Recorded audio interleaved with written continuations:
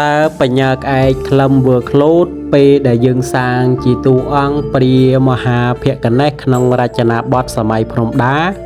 តើមានអានុភាពខាងអ្វីបើយើងនិយាយទៅតាមជំនឿនៃមរតកដូនតាខ្មែរជំរាបសួរក៏សូមសួស្តីដល់បងប្អូនទាំងអស់គ្នាខ្ញុំបាទត្រា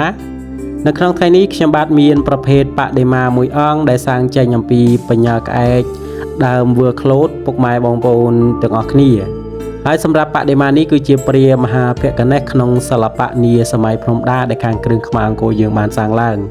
បើយើងនិយាយអំពីជំនឿនៃមរតកដូនតាខ្មែរយើងបញ្ញាក្អែកប្រភេទនេះ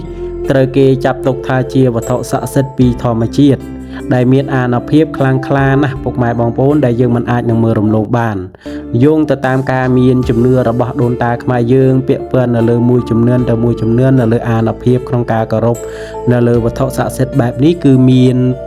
ចែកចែងទៅជា3ផ្នែកសំខាន់ក្នុងការមានជំនឿនៅលើវត្ថុមួយហ្នឹងណាពុកម៉ែបងប្អូនផ្នែកទី1គឺផ្នែកខាងស្នេហ៍មេត្តាមហានិយមពុកម៉ែបងប្អូនពេលដែលបងប្អូនមានវត្ថុបែបនេះគោរពនិងថែរក្សាឬមួយក៏ពាក្យជឿបនឹងខ្លួននឹងជួយឲ្យបងប្អូននេះមានគេស្រឡាញ់រាប់អានច្រើនងាយស្រួលក្នុងការនិយាយស្ដីចរចាមុខចំនួនតូចធំក្តីឬក៏ការលក់ដូររោគទទួលទានអ្វីរមែងតែដាច់រមែងនឹងទទួលបានជោគជ័យរមែងនឹងមានអ្នកជួយ support យើងជានិច្ចណាពុកម៉ែបងប្អូននឹងជាផ្នែកទី1រីឯផ្នែកទី2គឺខាងចម្បាំងរាងជួលនៅក្នុងសម័យនេះគឺមិនមែនសំដៅទៅលើការវាយតបគ្នាប្រដាប់ទៅដោយអាវុធយុទ្ធភ័ណ្ឌឬក៏អាវុធអីផ្សេងនោះឡើយគឺសំដៅទៅលើជ័យជំនះលើឧបសគ្គនិងជួយឲ្យម្ចាស់ទទួលបានការងារជោគជ័យទោះបីជាមានការប្រកួតប្រជែងអំពីមជ្ឈដ្ឋានជុំវិញខ្លួនក៏ដោយហើយអ្វីដែលសំខាន់នឹងមានឫទ្ធិមានអំណាចព្រះបារមីនៅលើវត្ថុស័ក្តិសិទ្ធិនឹងជួយឲ្យយើងនេះឈ្នះអស់មារសត្រូវទាំងឡាយហើយអ្វីដែលសំខាន់ធ្វើឲ្យអ្នកផងដែលមានបំណងបៀតបៀនមកលើយើងនឹងមានការកោតខ្លាចញញើតចំពោះរូបយើងណាពុកម៉ែបងប្អូនទាំងអស់គ្នាហើយរីឯផ្នែកទី3ការពារនៅលើរឿងវិជាមុនខ្មៅ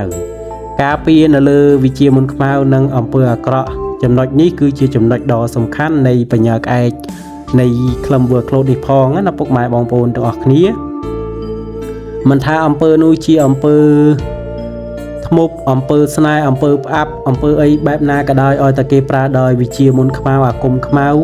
ពេលដែលយើងមានវត្ថុហ្នឹងនឹងជួយកំចាត់កំចាយនៅលើ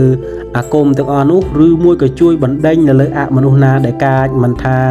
ខ្មោចព្រាយបិសាចអមនុស្សបៀតបៀនក្តីឬក៏ធម្មពលអវិជ្ជមានក្តីគឺមិនឲ្យមកបៀតបៀន